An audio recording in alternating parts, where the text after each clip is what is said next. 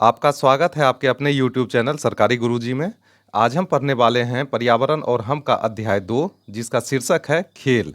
अध्याय के बीच में जो प्रश्न है उसका उत्तर भी हम साथ ही बनाते जाएंगे। आइए पाठ शुरू करते हैं। अध्याय 2, खेल।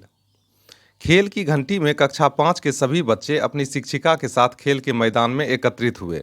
सभी बच्चे शिक्षिका से पूछने लगे, मैडम, आज हम लोग कौन सा खेल खेलेंगे? कोई ऐसा खेल बताइए जिसमें हम सभी एक साथ खेल सकें। शिक्षिका सोच ही रही थीं, तभी रेशमा आकर बोली, मैडम, खो खो खेलेंगे। मयंक मयंक नाम का बच्चा है, वो बोलता है, हम 21 बच्चे हैं, एक साथ कैसे खेल सकते हैं? तो इस पे सलमा बोलती है, गर्मियों की छुट्टी में जब मैं मामा जी के यहाँ गई थी तो वहाँ पर बहुत सारे बच्चे मिलकर खो खो खेल रहे थे। मैरी मैरी बोलती है, ठीक है, हम लोग खो खो खेलेंगे, पर टीम कैसे बनाएंगे? इस पर सलमा बोलती है, एक तरफ लड़कियां और एक तरफ लड़के। मैरी, लड़के तो कम हैं, कुछ और तरीका सोचना होगा। इस पर कंचन बोलती है, मेरे पास एक आइडिया है, पहले सब लोग लाइन बनाकर खड़े हो जाएं, फिर 1 और 2 नंबर बोलेंगे, उसके बाद 1 नंबर वाले एक तरफ और 2 नंबर वाले एक तरफ हो जाएंगे। अब सचिन बोलता है, पर हम तो 21 हैं, एक तरफ 11 और दूसरी तरफ 10 बच्चे होंगे। इस पर कंचन वापस बोलती है, हम में से कोई एक यह देखेगा कि हम खेलते समय नियम का पालन कर रहे हैं या नहीं। यह सुनते ही राहुल बोला, यह काम मैं करूंगा। इस तरह टीम बनाई गई। अब प्रश्न उठा कि कौन सी टीम बैठेगी और कौन सी खड़ी होगी। मयंक ने टॉस करके इस समस्या का समाधान कर दिया। खेल शुरू हुआ। टीम ए बैठी हुई थी, एक दूसरे के विपरीत दिशा में मुंह किए और रानी खो बोलने के लिए खड़ी हुई। टीम बी में से सबसे पहले रिया, पिंकी और अब्दुल खो खो खेलने के लिए आए। रानी ने दौड़ते हुए मयंक की पीठ पर हाथ रखा और बोला, खो। मयंक दौड़ा और रिया को छू लिया और रिया आउट हो गई। इस दृश्य को देखिए, यह दृश्य खो खो खेल का है। आइए आगे बढ़ते हैं। खेल चल ही रहा था कि घंटी बज गई। बच्चे, अरे यह घंटी इतनी जल्दी बज गई, समय का पता ही नहीं चला। कितना मज़ा आया खेलने में, कल भी खेलेंगे। सुखदा, अरे कल तो छुट्टी है और मैं अपने राहुल भैया के साथ कुश्ती देखने जाऊंगी। अब यहाँ देखिए, अध्याय के बीच में ही प्रश्न है, तो बताइए ऐसे कौन कौन से खेल हैं जिसमें आपकी कक्षा के सभी बच्चे एक साथ भाग ले सकते हैं? सूची बनाइए। तो यहाँ पे हमें एक साथ खेले जाने वाले खेलों की सूची बनानी है। तो वो खेल इस प्रकार हैं, क्रिकेट, फुटबॉल, दौड़, खो खो, हॉकी, कबड्डी, पकड़म पकड़ाई, जंजीर और पिट्ठू। दूसरे दिन सुबह सुबह सलमा तैयार होकर सुखदा के घर खेलने के लिए आ गई। सुखदा ने कहा, आज तो मैं भैया के साथ कुश्ती देखने जाऊंगी। सलमा, कुश्ती? सुखदा, हाँ, मेरे राहुल भैया बता रहे थे कि अखाड़े में 2 गांव के पहलवानों बंटी और चेतन के बीच कुश्ती होने वाली है। अब सलमा कहती है, तब तो मैं भी चलूंगी। राहुल के साथ सलमा और सुखदा अखाड़े में पहुंचती है। 2 पहलवान छोटे छोटे कपड़े पहनकर एक दूसरे को मिट्टी पर गिरा रहे हैं। अब इस दृश्य को देखिए, यह कुश्ती के खेल का दृश्य है। आइए आगे बढ़ते हैं। सलमा, अरे सुखदा, तूने तो कहा था कि कुश्ती हो रही है, पर यहाँ पर तो 2 व्यक्तियों के बीच झगड़ा हो रहा है, एक दूसरे को मार रहे हैं।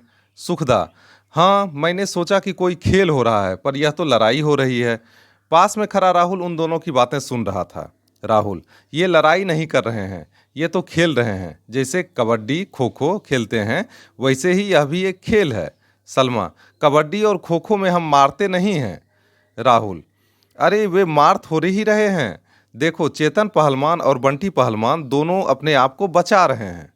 तो इस पर सलमा बोलती है, तो इसमें हार जीत कैसे तय होगी? अब राहुल कहता है, जब एक पहलवान दूसरे पहलवान को गिरा देगा और उसे चित कर देगा तो पहला पहलवान जीत जाएगा। देखो, चेतन पहलवान ने 3 बार बंटी पहलवान को गिराया है, लेकिन बंटी पहलवान अभी तक चित नहीं हुआ है। इतने में एक पक्ष के लोग ताली बजाने लगे। सलमा ने पूछा कि ये लोग ताली क्यों बजा रहे हैं? तब राहुल ने बताया कि चेतन पहलवान ने बंटी पहलवान को हरा दिया है, इसलिए चेतन पहलवान के तरफ के लोग खुश हैं। अब बंटी पहलवान चित हो चुका था और अखाड़े के मैदान की मिट्टी उसके पीठ पर लग चुकी थी। आइए अब फिर से प्रश्न पे आते हैं। बताइए, आप कौन कौन से खेलों के नाम जानते हैं? सूची बनाइए। तो आइए सूची बनाते हैं। तो क्रिकेट, कबड्डी, कुश्ती, दौड़, kho kho, hockey, tennis, carrom board, ludo, व्यापारी, पिट्टो और म्यूजिकल चेयर। ये कुछ वैसे खेल हैं जो कि हम दिन प्रतिदिन खेलते हैं। इनके अलावा और जो भी खेल आप जानते हैं उन्हें भी आप सूची में डाल सकते हैं। अगले प्रश्न की ओर बढ़ते हैं। कुश्ती के खेल में कितने दल होते हैं? तो कुश्ती के खेल में 2 दल होते हैं। ऐसे कौन कौन से खेल आप खेलते हैं जिसमें सिर्फ 2 व्यक्ति होते हैं? अब हमें यहाँ पे वैसे खेलों की सूची बनानी है जिसमें सिर्फ 2 व्यक्ति ही खेलते हैं। तो वैसे खेल हैं लूडो, कैरम बोर्ड, व्यापारी, शतरंज, कित-कित और पंजा लड़ाना। ये वैसे खेल हैं जिसमें 2 लोग, कम से कम 2 लोग तो खेल ही सकते हैं। आइए आगे बढ़ते हैं। 2 से ज़्यादा व्यक्तियों द्वारा कौन कौन से खेल खेले जाते हैं? अब यहाँ पे हमें वैसे खेलों के नाम लिखने हैं जो कि 2 से ज़्यादा लोगों के साथ खेले जाते हैं। तो आइए देखते हैं। तो लूडो, इसमें ज़्यादा से ज़्यादा 4 आदमी खेल सकते हैं। कित-कित, बैडमिंटन, बैडमिंटन में भी 2 लोग भी खेल सकते हैं और 4 लोग भी खेल सकते हैं। कैरम बोर्ड, पिट्टो, पकड़म पकड़ाई, क्रिकेट, हॉकी, कबड्डी, खो खो, दौड़, कुर्सी दौड़ इत्यादि। ये वैसे खेल हैं जो कि जिसमें 2 से ज़्यादा लोग खेल सकते हैं। आइए आगे बढ़ते हैं। ऐसे कौन कौन से खेल हैं जो आपके माता पिता अपने बचपन के दिनों में खेलते थे? पता करके लिखिए। तो इस प्रश्न का उत्तर आपको अपने माता पिता से पूछकर लिखना है। उनसे ये पूछना है कि अपने बचपन के दिनों में वे कौन कौन से खेल खेला करते थे। तो आइए हमने जो यहाँ पे लिखा है उसे देखते हैं। तो उन्होंने अपने बचपन के दिनों में खेला होगा क्रिकेट, कबड्डी, लूडो, पकड़म पकड़ाई, कित-कित, लुका छिपी, गिल्ली डंडा, गुड्डा गुड़िया, बुढ़िया कबड्डी इत्यादि। ये वैसे खेल हैं जो आपके माता पिता ने बचपन में जरूर खेला होगा। आइए आगे बढ़ते हैं। आइए अगले प्रश्न पे आते हैं। ऐसे कौन कौन से खेल हैं जो आपके माता पिता नहीं खेलते थे पर आप खेलते हैं? तो ये प्रश्न भी आप अपने माता पिता से पूछ सकते हैं। तो हमने जो यहाँ पर उत्तर लिखा है, आइए इसे देखते हैं। तो वो खेल इस प्रकार के हो सकते हैं जैसे म्यूजिकल चेयर, वॉलीबॉल, मोबाइल पर खेले जाने वाले खेल जैसे PUBG, free fire, candy crush इत्यादि, सुडोकू, वर्ड सर्च, बैडमिंटन इत्यादि। ये वैसे खेल हैं जो कि आपके माता पिता संभवतः अपने बचपन के दिनों में नहीं खेलते होंगे। आइए सुखदा के द्वारा बनाई गई सूची देखते हैं। तो सुखदा के द्वारा जो बनाई गई सूची है वो इस प्रकार है। कबड्डी, सुई धागा दौड़, नौका दौड़, गिल्ली डंडा, क्रिकेट, कुर्सी दौड़, तलवारबाजी, गुड्डा गुड़िया, लूडो, खो खो, लुका छुपी और कैरम बोर्ड। अब यहाँ पर देखिए, सुखदा की इस सूची से पता कीजिए कि कौन से खेल ऐसे हैं जो घर में खेले जा सकते हैं और कौन से खेल घर के बाहर। तो यहाँ पे इस सूची से हमें इन्हें अलग करना है। तो यहाँ पर देखिए, घर में खेले जाने वाले वैसे खेलों के नाम यहाँ पर लिखने हैं जो कि घर में खेले जा सकते हैं, और बाहर खेले जाने वाले यहाँ पर उन खेलों को हम लिखेंगे जो कि घर से बाहर खेले जाते हैं। तो आइए देखते हैं। घर में खेले जाने वाले तो ये कुछ इस प्रकार हो सकती है। कुर्सी दौड़, तलवारबाजी, गुड्डा गुड़िया, लूडो, लुका छुपी, कैरम बोर्ड। ये वैसे खेल हैं जिन्हें खेलने के लिए बहुत ज़्यादा स्थान की आवश्यकता नहीं होती है। अब घर से बाहर खेले जाने वाले खेल वो इस प्रकार हैं। कबड्डी, सुई धागा दौड़, नौका दौड़, गिल्ली डंडा, क्रिकेट और खो खो। इन्हें खेलने के लिए हमें बड़े मैदान की आवश्यकता होती है। आइए आगे बढ़ते हैं। इस दृश्य को देखिए, यह दृश्य कुश्ती के खेल के बाद का है। यहाँ पर जो पहलवान जीत गया है उसके हाथ में ट्रॉफी है, और दूसरा पहलवान जो है उसे जीतने वाला पहलवान सांत्वना दे रहा है, यह कहकर कि अभ्यास करने की आवश्यकता है। आइए आगे बढ़ते हैं। कुश्ती का खेल खत्म होने के बाद चेतन पहलवान के समर्थक खुशियां मना रहे थे। बंटी पहलवान भी चेतन पहलवान को बधाइयां देने आए। चेतन ने उन्हें गले लगाया और बंटी को समझाते हुए बोला कि अभ्यास करने की आवश्यकता है, थोड़ा और अभ्यास किया होता तो तुम जीत गए होते। सलमा चुपचाप खड़े होकर सब देख रही थी। उसको लग रहा था कि कब चेतन पहलवान के पास से भीड़ हटे और वह वहां पहुंचे।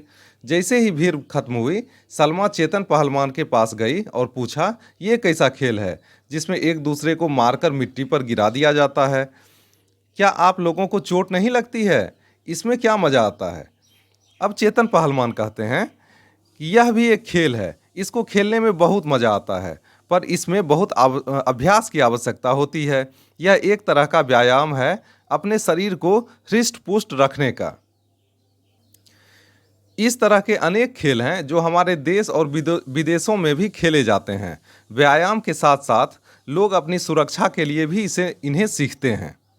तुमने जूडो कराटे का नाम सुना होगा। सलमा, हाँ, मैंने टीवी पर लड़कों को खेलते हुए देखा है। चेतन पहलवान, लड़के लड़कियां दोनों ही खेलते हैं।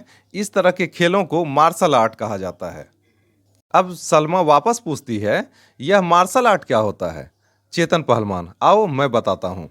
मार्शल आर्ट एक युद्ध कला है। इसमें अपनी सुरक्षा की जाती है। प्रत्येक राज्य या देश में परंपरागत ढंग से इस तरह की कला पीढ़ी दर पीढ़ी आती रही है। चाहे भारत में गुरु शिष्य परंपरा से कुश्ती हो या जापान का सूमो, सिख समुदाय का गतका तथा आज के समय का जूडो कराटे, ये सभी मार्शल आर्ट हैं। आइए अब वापस प्रश्न पे आते हैं। बताइए, अब इन प्रश्नों का उत्तर आपको बताना है। अपने आसपास खेले जाने वाले खेलों की सूची बनाइए। अब जो आपके आसपास खेल खेले जाते हैं उनकी सूची यहाँ पर बनाइए। तो वो खेल इस प्रकार हैं: क्रिकेट, फुटबॉल, बैडमिंटन, पिट्टो, कबड्डी, कितकित, लूडो, ताश, कैरम बोर्ड, लुका छुपी, राजा मंत्री चोर सिपाही इत्यादि। ये वैसे खेल हैं जो कि आपके आसपास प्रायः खेले जाते हैं। आइए आगे बढ़ते हैं। उनमें से आपको कौन सा खेल सबसे ज़्यादा अच्छा लगता है और क्यों? तो खेल का नाम यहाँ पे लिखना है। तो यहाँ पे हमने लिखा है क्रिकेट। क्यों अच्छा लगता है? तो यह खेल हम खुले में कहीं भी खेल सकते हैं। यह खेल हमें समूह कार्य के जरिए सफल होने की प्रेरणा देता है। आइए आगे बढ़ते हैं। ऊपर बनाई गई सूची में से किसी एक खेल के बारे में पता करके लिखिए। तो ऊपर जो हमने खेलों की सूची बना रखी है उसमें से किसी एक खेल का नाम यहाँ पे लिखना है। तो खेल का नाम है, उदाहरण के तौर पर, राजा मंत्री चोर सिपाही। कितने व्यक्तियों के द्वारा खेला जाता है? तो यह 4 व्यक्तियों के द्वारा खेला जाता है। खेल के नियम क्या हैं? तो इस खेल के नियम को हमें बताना है यहाँ पर। तो इस खेल में कागज़ की 4 छोटी पर्चियाँ बनाई जाती हैं जिस पर राजा 1000 अंक, मंत्री 800 अंक, सिपाही 500 अंक और चोर को 0 अंक दिए जाते हैं। चारों पर्चियों को हवा में उछाला जाता है और सभी खिलाड़ी एक एक पर्ची उठाते हैं। राजा की पर्ची वाला बच्चा सिपाही को चोर को पकड़ने का आदेश देता है। सिपाही की पर्ची वाला बच्चा अंदाजे से चोर को पकड़ता है या चोर का अनुमान लगाता है। सही अनुमान लगाने पर उसे 500 अंक मिलते हैं और गलत अनुमान लगाने पर उसे 0 अंक दिए जाते हैं। और चोर की पर्ची वाले बच्चे को 500 अंक मिल जाते हैं अगर सिपाही ने गलत बच्चे को चुन लिया है। इस प्रकार यह खेल आगे बढ़ता जाता है और अंत में अंकों को जोड़कर विजेता को घोषित किया जाता है। अब इस दृश्य को देखिए। यह दृश्य गतका खेल का है जो कि सिख समुदाय के लोगों के द्वारा खेला जाता है। आइए इसके बारे में पढ़ते हैं। गतका एक मार्शल आर्ट है। गतका एक मार्शल आर्ट है। यह सिख धर्म से जुड़ा हुआ है क्योंकि गुरु गोविंद सिंह ने सिख समुदाय को सैन्य रूप दिया था। उसी दौरान गतका खेला जाता था। गतका सिखों के सैन्य रूप का एक हिस्सा है। यह आत्मरक्षा के लिए भी सीखा जाता है। सिख समुदाय के लोग वैसाखी तथा गुरु गोविंद सिंह जयंती के मौके पर खेलते हैं। इस खेल को हिंदू मुस्लिम समुदाय के लोग भी खेलते हैं। आइए आगे बढ़ते हैं। चर्चा कीजिए। मार्शल आर्ट के बारे में अपने दोस्तों के साथ चर्चा करके लिखिए। तो यहाँ पे मार्शल आर्ट के बारे में अपने दोस्तों के साथ चर्चा कीजिए और फिर लिखिए। तो आइए यहाँ पर देखते हैं। मार्शल आर्ट एक युद्ध कला है। भारत में कुश्ती, सिख समुदाय का गतका, जापान का सूमो, कराटे, चीन का कुंगफू, ये सभी मार्शल आर्ट हैं। इन सब का उद्देश्य शारीरिक खतरे से अपनी रक्षा करना है। खेल के लाभ के बारे में हमने जाना। खेल के अलावा बहुत सी चीज़ें हैं जो शरीर को हृष्ट पुष्ट बनाए रखने के काम आती हैं। ऐसा ही है व्यायाम या योग। हमारे देश में प्राचीन काल से लोग अपने आप को स्वस्थ रखने के लिए व्यायाम या योग करते आ रहे हैं। व्यायाम को किसी प्रशिक्षक से सीखना चाहिए। यह दृश्य व्यायाम करते हुए बच्चे का है। आपने भी अपने घर या आसपास के लोगों को व्यायाम करते हुए देखा होगा। आप अपने बड़ों से सीखकर व्यायाम कर सकते हैं। आइए आगे बढ़ते हैं। नीचे एक खेल की जीत का जश्न मनाते हुए चित्र दिया गया है। इस चित्र को देखकर बताइए। अब इस चित्र को ध्यान से देखिए और इसके बारे में आपको बताना है। अब आपने जो पीछे दृश्य देखा है उसके जरिए बताना है कि खेल का नाम क्या है। तो खेल का नाम है क्रिकेट। कितने व्यक्तियों के द्वारा खेला जाता है? तो यह 22 व्यक्तियों के द्वारा खेला जाता है। एक दल में कितने खिलाड़ी होते हैं? तो 11। एक दल में 11 खिलाड़ी होते हैं। खेल के बारे में अन्य बातें जो आप जानते हो, तो इस खेल के बारे में अन्य और बातें जो आप जानते हैं उन्हें यहाँ पर लिखना है। तो क्रिकेट खुले मैदान में बल्ले और गेंद के सहयोग से खेला जाता है। इस खेल में 2 टीमें होती हैं और हर टीम में 11-11 खिलाड़ी होते हैं। खेल को खिलाने के लिए 2 निर्णायक होते हैं जिन्हें हम अंपायर कहते हैं। कप्तान के नेतृत्व में उसकी टीम खेल खेलती है। इनके अलावा और जो भी जानकारी आपके पास है वो भी आप यहाँ पर लिख सकते हैं। इसी के साथ हमारा ये अध्याय समाप्त हुआ। मिलते हैं अगले वीडियो में सिर्फ प्रश्नोत्तरी के साथ। तब तक के लिए स्वस्थ रहिए, मस्त रहिए। आपका बहुत बहुत धन्यवाद।